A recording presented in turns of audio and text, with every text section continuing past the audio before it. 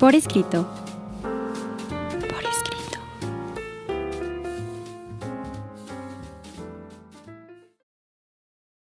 Bienvenidos, estamos en Por Escrito, estamos en Radio Anáhuac. El día de hoy nos acompaña. ¿Qué tal? Sean muy bienvenidos. Mi nombre es Cecilia Durán Mena y seguimos atrapando lectores y escritores para nunca dejarlos ir. Un servidor, Juan Carlos Padilla. Recuerden seguirnos en Facebook, en Revista Por Escrito, en Instagram o en @Revista Por Escrito, Twitter, @Por Escrito, en Spotify pueden escuchar también nuestro podcast. También lo pueden visualizar en YouTube, en el canal de Por Escrito. Recuerden también la página web de la revista en www.porescrito.org y la invitación de todos los miércoles en punto de las 9:05 de la noche en Código Libre. Síganos, por favor. Vamos, mi querida Ceci, a explorar un nuevo pretexto literario.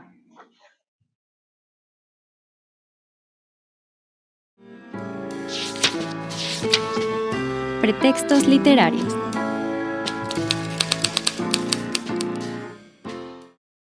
Ya en nuestros pretextos, mi querida Ceci, ¿cuál es el pretexto del día de hoy? Hoy vamos a hablar de un pretexto interesante que mezcla un poco de tradición, un poco de tema sagrado y un mucho de tema literario. Hoy vamos a hablar de una literatura que es la literatura del judaísmo, la literatura que se ha tejido a partir de una de las tres religiones monoteístas más importantes, porque el judaísmo, el cristianismo y el islam parece que tenemos este mismo tronco y nosotros como cristianos reconocemos al Antiguo Testamento, que es lo que los judíos denominan como Tanaj, y es un conjunto de libros que tienen aspectos teológicos, aspectos filosóficos, aspectos rituales, y son el sustrato común de estas tres religiones. Mucho de la literatura judía tiene origen en los textos sagrados, sin embargo, no todo viene de ahí, aunque mucho siempre tendrá que ver con las costumbres, con la forma de comer, con la forma de vestir, con los artículos religiosos, en fin, vamos a hablar de algo que parece un mundo desconocido, que siempre nos causa como mucha curiosidad, y les voy a contar un secreto. Mi colocutor tiene orígenes por ahí judíos, y yo estoy casada con un hombre cuyo bisabuelo era judío. De modo que estamos empapados de esto. Bueno, además, si la facha no me lo, no me lo hacía. Véanle la nariz, véanle la nariz.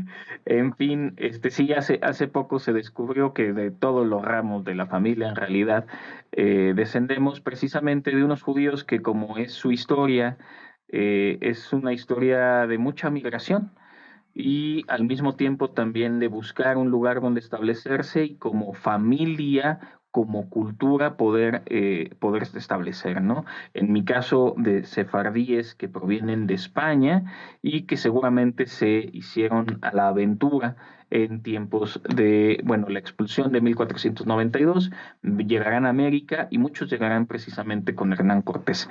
Es ahí donde tenemos esa línea familiar.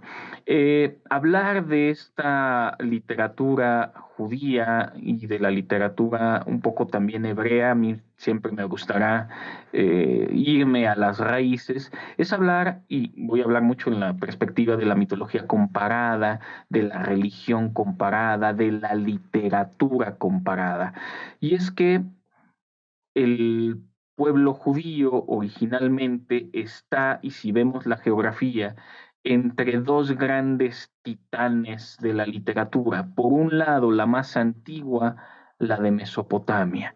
Y por otro lado, recordemos que el pueblo judío fue esclavo de los egipcios. Y y es lo que voy a tratar de desarrollar a lo largo de todo el programa, a heredar a muchísimas características, principalmente de la cultura egipcia.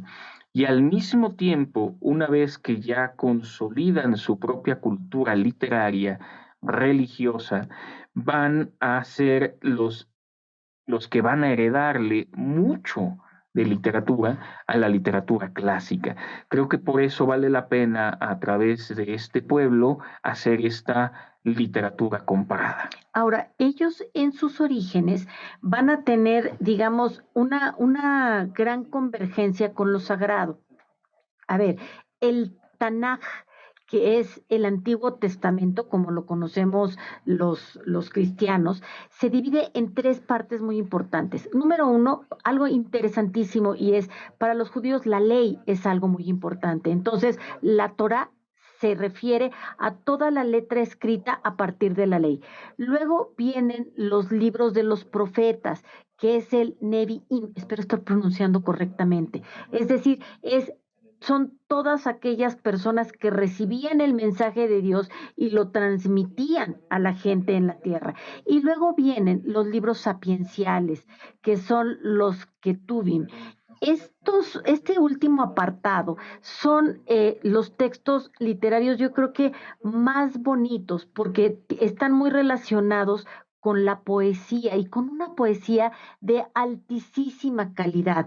Estamos hablando de libros como El Cantar de los Cantares, de los libros de los salmos, sobre todo los escritos por Salomón, y El Cantar de los Cantares, que también fue escrito por Salomón, pero también el libro de Job, que es uno de los libros en donde, y las lamentaciones, que es en donde encontramos la desesperación y la tristeza verdaderamente, que son capaces de conmover a partir de un espíritu teológico, moral, y que tienen unas imágenes y unas metáforas verdaderamente poderosas. Por lo tanto, la herencia que toda la literatura hebrea contemporánea tiene una influencia directa de estos tres libros que son tan importantes, y de esta tradición que es la que les va a inspirar mucho.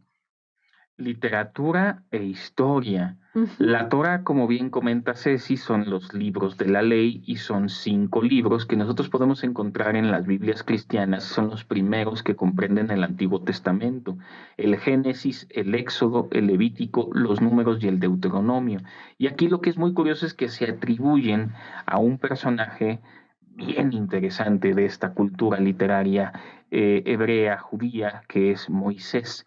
Y digo que es extraño porque al final Moisés no llega a la tierra prometida. Y esa es como la gran desgracia como personaje histórico literario de los hebreos. Están, como ya mencionaba Ceci, textos proféticos: Isaías, Jeremías, Ezequiel, Daniel, que son los profetas mayores, pero también las lamentaciones a las que ya aludía, y los profetas menores: Oseas, Joel, Amós, Abdías, Jonás, Miqueas, Nahum, Habacuc, Sofonías, Egeo, Zacarías y Malaquías, para no dejar a ninguno fuera.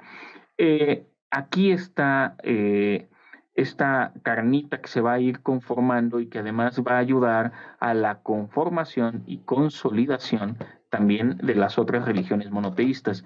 Ya he hecho alusión a esto y lo voy a hacer de una vez, aunque me tome un poquito más del tiempo debido. El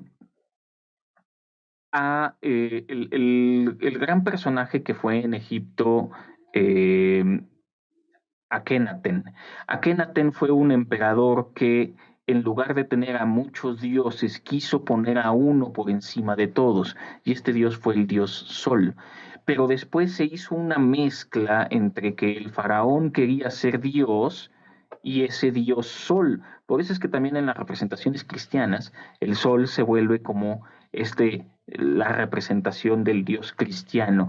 Y fue un momentito en la historia, porque los egipcios regresaron a ser politeístas, porque ya le andaban dando cranky al buen Atón, que fue el nombre que recibió este faraón, y fue un pequeño momento en la historia, pero recordemos que fue un momento en el que el pueblo judío era esclavo de los egipcios. Y algo muy importante que tenemos que resaltar en este programa es que la literatura judía hoy está tomando una gran relevancia porque es la literatura de la migración.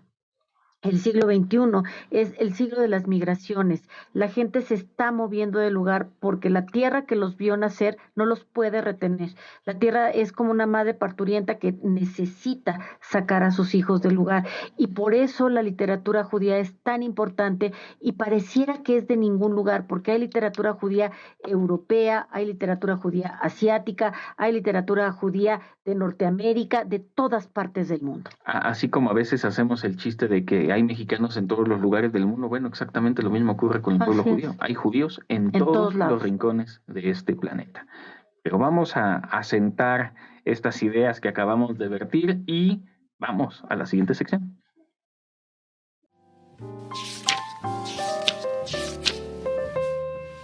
Lo desconocido. En esta sección me quiero referir a qué es la cábala y la relación con la interpretación. ¿Qué es la cábala o la cabalá? Que viene del hebreo y significa tradición en un sentido muy general, que quiere decir recibir. Se refiere a la tradición oral que recibió Moisés de Dios en oposición del Torá, que es la tradición escrita. La cábala es la interpretación mística y esotérica del Antiguo Testamento. Desde sus inicios se ha utilizado en una amplia variedad de formas. Cada cabalista medieval le dio al término su propio significado, que difería ligeramente del que le daban los demás. Entonces, hay veces que en este término se puede utilizar en formas contradictorias, como sucede frecuentemente, y esto ha llevado a una serie de tradiciones místicas con una gran diversidad.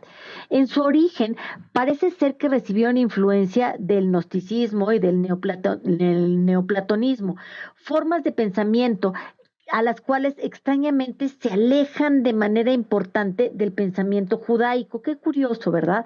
A pesar de que la cábala salió del curso principal del pensamiento religioso judaico, esta ha sobrevivido a sus formas de pensamiento contemporáneas. Las divulgaciones cristianas de la cábala a partir del Renacimiento tienden a asociarla con una variedad de nociones que no son judías y que van desde las cartas del tarot hasta la Trinidad. Imagínense nada más. Es por eso que es difícil concretar exactamente qué es esta forma de pensamiento. Sin embargo, es una de las corrientes más importantes del pensamiento místico del judaísmo y que sigue teniendo influencias en nuestra cultura actual. ¿Qué es el libro del Zohar? Los antecedentes del pensamiento cabalístico ya podemos entender que son muy amplios y son muy complejos. Se pueden remontar al rechazo del pensamiento gnóstico por pensadores judíos. Sin embargo, el verdadero surgimiento de la cábala ocurrió ¿en dónde creen? En Francia, en esta Francia meridional del siglo XIII, y se extendió entonces más allá de la frontera para encontrar su hogar en los judíos de España. Este proceso culminó en la obra maestra o Biblia de la Cábala, que se llama Sefer a-Zohar, conocido como el libro del Zohar, que quiere decir resplandor. Imagínense qué lindo, el libro del resplandor. Desde el primer momento, el Zohar dice que la creación es un acto lingüístico, esto es una belleza, un ejercicio del lenguaje a través del cual Dios se narra a sí mismo en una historia de la construcción del nuevo universo y así va forjando al hombre y a su mundo a partir de la facultad y del ejercicio pleno de sus capacidades lingüísticas. Por eso, esto se va a relacionar con la conformación del alfabeto hebreo, que es una serie de letras hechas en líneas rectas y que sirven como pilares para la construcción del universo. Ahora bien, ¿qué son los sefirot y el árbol de la vida? Este es un concepto que son 10 atributos y 10 emanaciones de la Cábala a través del infinito que se revela a sí mismo y que se crea continuamente tanto en el reino físico como en la cadena de reinos físicos y metafísicos superiores.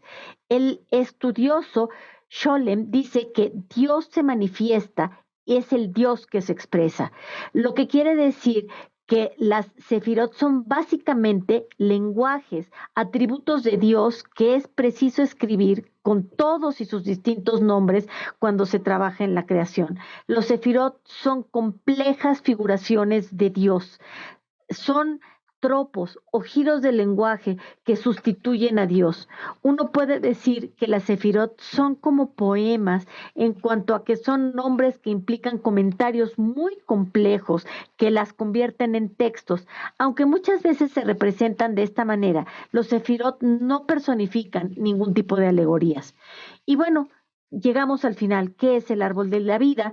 Es un diagrama de las diferentes tradiciones místicas y por lo general consta de 12 nodos que simbolizan los diferentes arquetipos de las líneas de la vida.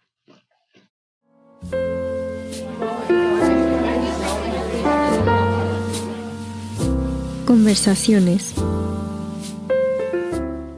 Hemos llegado a las conversaciones, mi querida Ceci. ¿Cómo te gustaría empezar? Me gustaría empezar haciendo una reivindicación de la literatura judía. ¿Por qué? Porque se le ha dado mucha relevancia a la literatura del Holocausto. Y vamos, es muy importante, pero no es todo. O sea, circunscribir a la literatura hebrea a este momento dramático de la historia sería limitarla mucho. ¿Es importante esta etapa? Por supuesto que es importante esta etapa, pero no es la única. Y eso es algo importante. Claro, la literatura del Holocausto, que es a la que hemos estado más aproximados por el cine, por los cuentos, por la literatura de finales del siglo XX sobre todo, y por tratar de descubrir ese horror y que no se repita, es muy importante, pero no es lo único.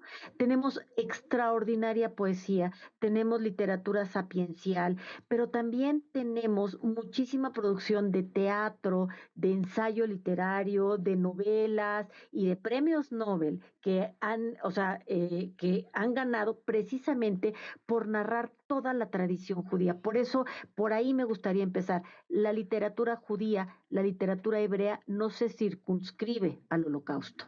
Bien, y me gusta que empieces por ahí. Yo quisiera hacer una pequeña referencia a ver, me puse a buscar autores judíos y dentro de estos autores judíos, pues algunos que pueda uno conocer, ¿no? Porque hay infinidad. Solo voy a hacer referencia a los que conozco quizá más.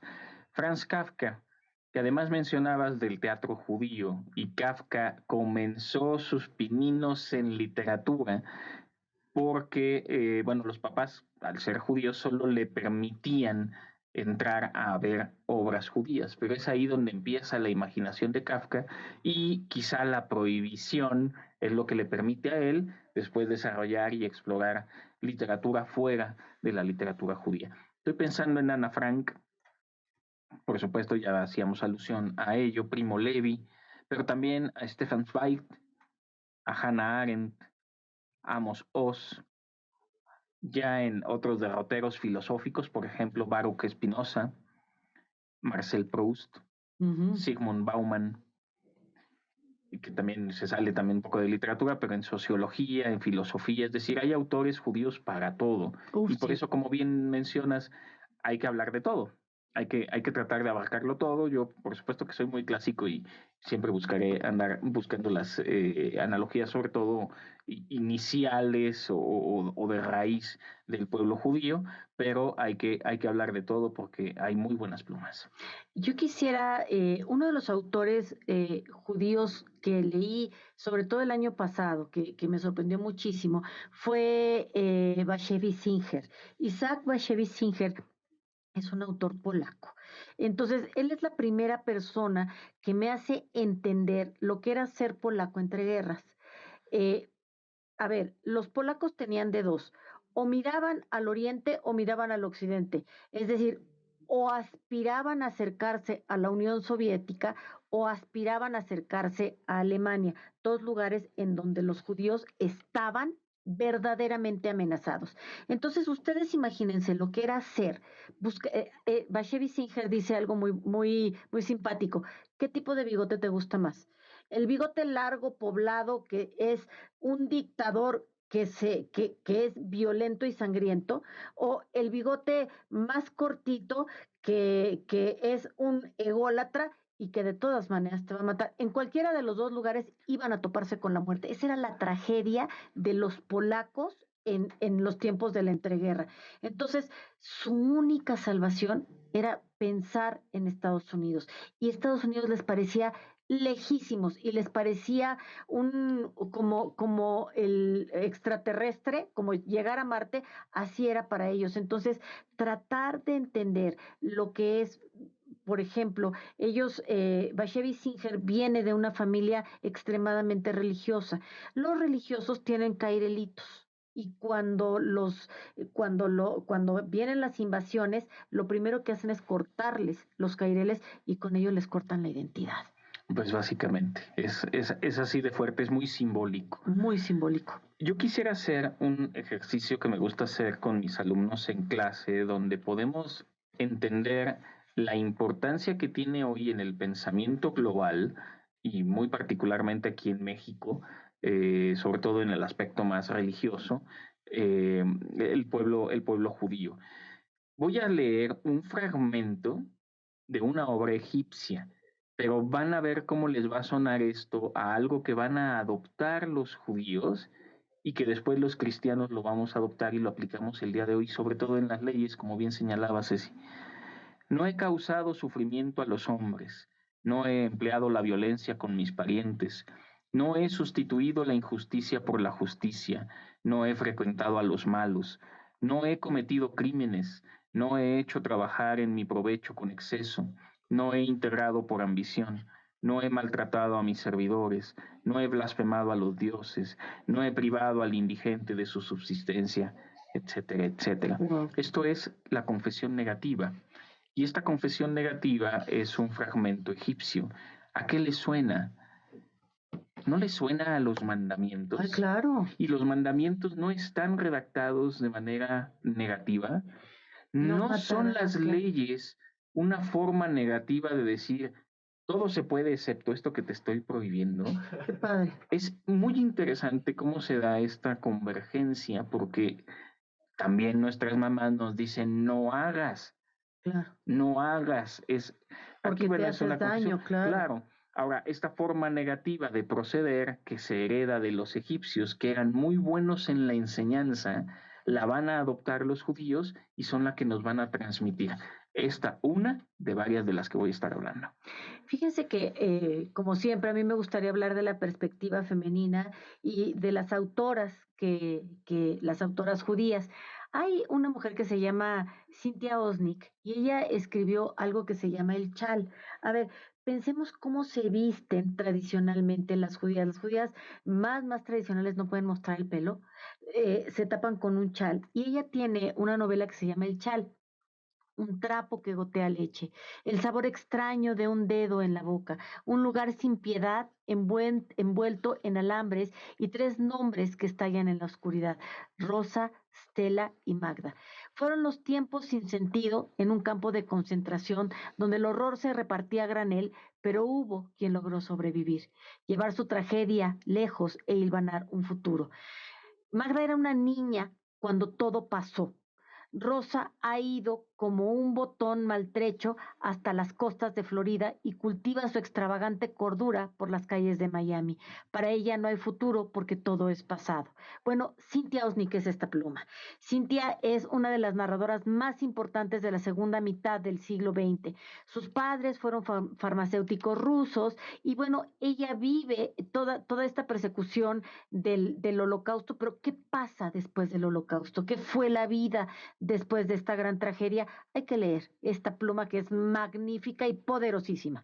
Bien, ya vimos cómo hay una influencia que se ejerce de fuera hacia adentro, pero una vez que los judíos han, digamos, robustecido su literatura y su pensamiento, van a heredar también a los clásicos.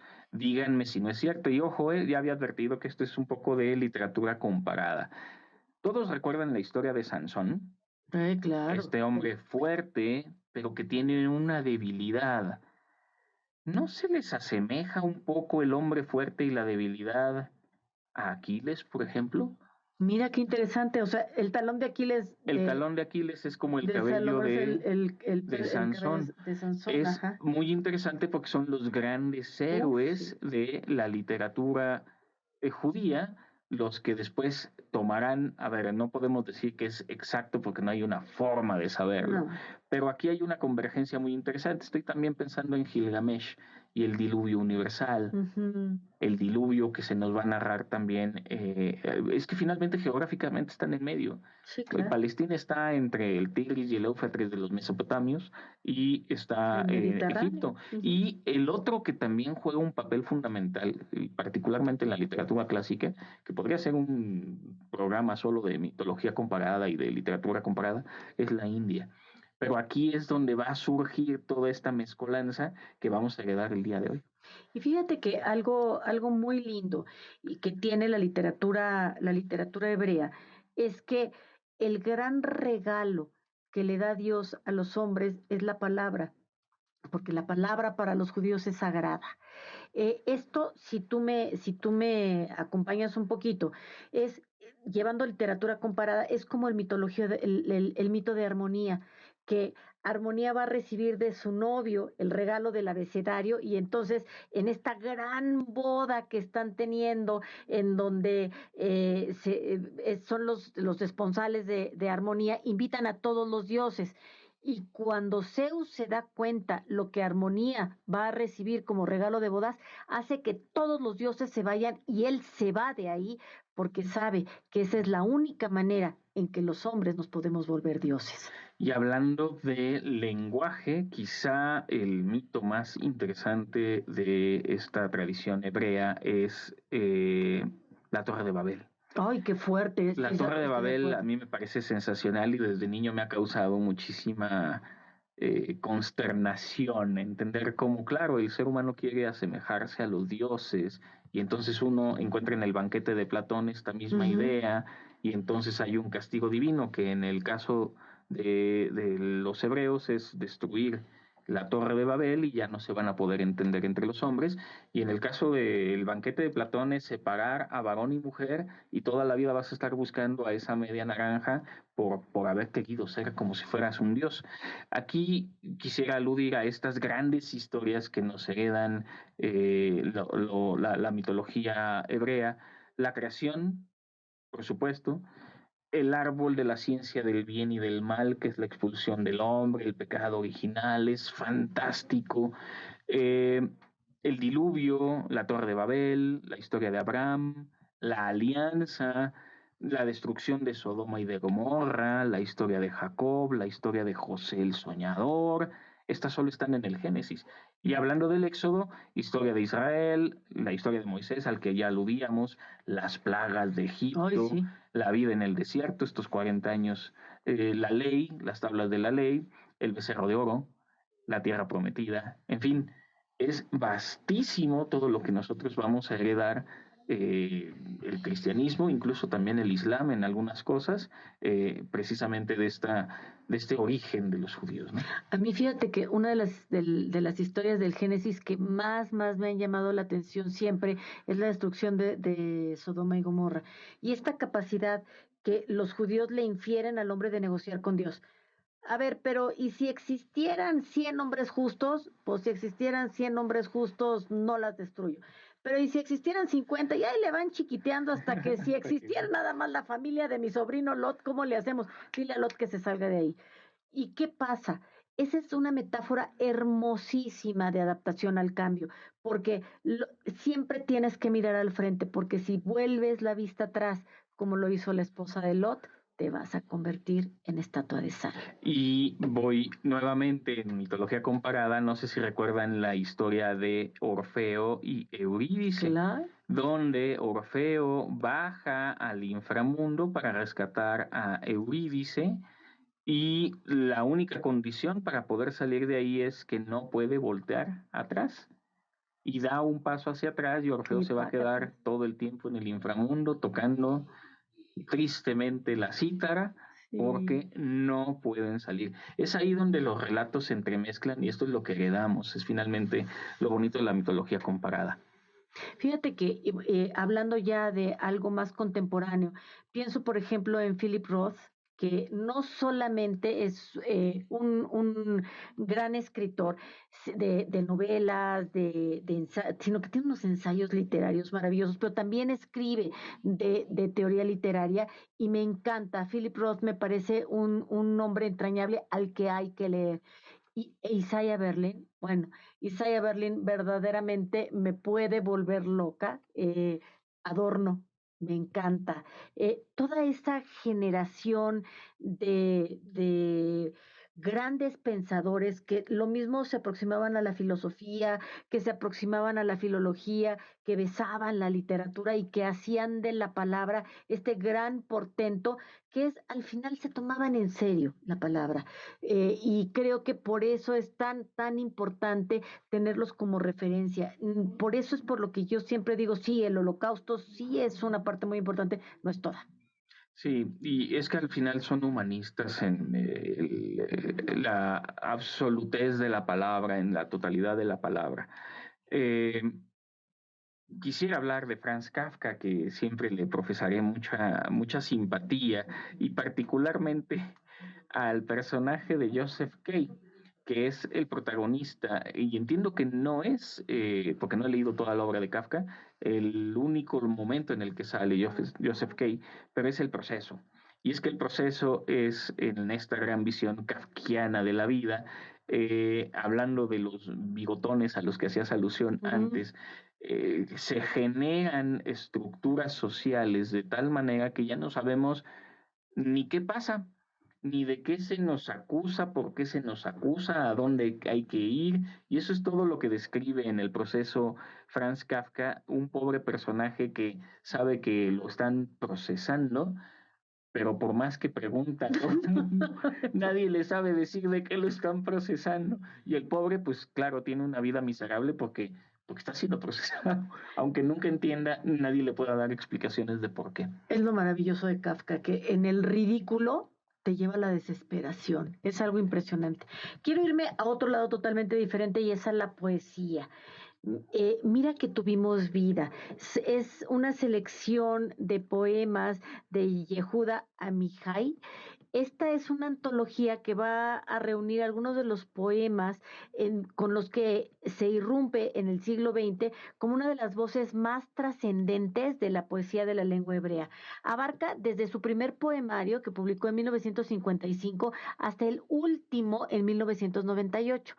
¿Qué busca esta selección? Busca reflejar el rango, el altísimo rango poético que está tomada desde dos extremos entre los que este poeta definió su vida, la guerra y el amor.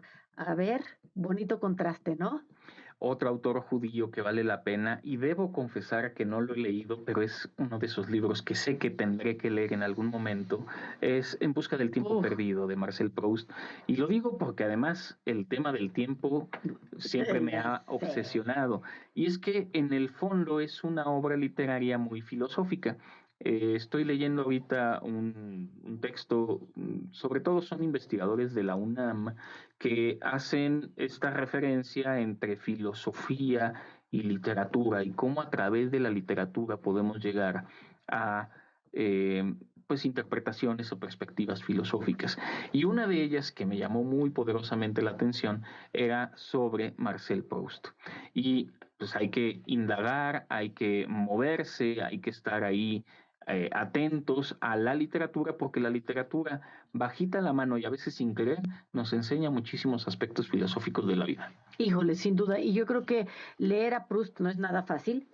Muchas personas me da risa porque lo dice Jorge Luis Borges. Muchas personas presumen haber leído a Proust y la verdad es que nada más presumen porque Proust es denso, denso, denso. Y entonces Celso Santa Juliana, que fue uno de mis iniciadores en la literatura, dice a Proust en dosis homeopáticas. Si no, nunca lo vas a poder terminar. De todas maneras, nunca lo vas a poder terminar. ¡Qué barbaridad! En fin, Arthur Miller, Muerte de un viajante, es una obra de teatro de 1949 que fue escrita por este gran autor estadounidense. A ver, algo que me gustaría también aclarar es que en la literatura hebrea habrá hebreos polacos, hebreos estadounidenses, hebreos mexicanos, hebreos de todos lados. Es un estadounidense y contiene una variedad de temas como la frustración del sueño americano, y eso lo hace con una ironía, la anatomía de la verdad y de la infidelidad, y explora de una manera muy impactante el caos psicológico entre el protagonista y el impacto con la sociedad capitalista en su vida. Que es uno de los grandes temas contemporáneos, sin Sin lugar a duda. dudas. Pero se nos terminó el tiempo, quizá nada más recomendar por mi parte, cuando hablamos de poesía y recuerda uno los salmos, y los salmos se cantan o si se Sí, recitan bien, pongan atención en ello porque si encuentran la rima y el ritmo en los salmos son preciosos. hermoso. Pero pues, despedimos el programa, mi querida Ceci. Quiero agradecer a Ivana Prado, a Daniela Elizabeth Pardo González, a Ivana Botnik, que hicieron este guión, y también en edición a Juan Manuel Santillán, a Agnes Betanzo, a Salvador Mota, a José Alberto Villanueva. Mi nombre es Cecilia Durán Mena y seguimos atrapando lectores y escritores para nunca dejarlos ir. Un servidor, Juan Carlos Padilla, también se despide, no sin antes agradecer a Lalo Quevedo y a Brandon Hurley por hacer esto posible, que su vida literaria sea gozosa. Ultimátum.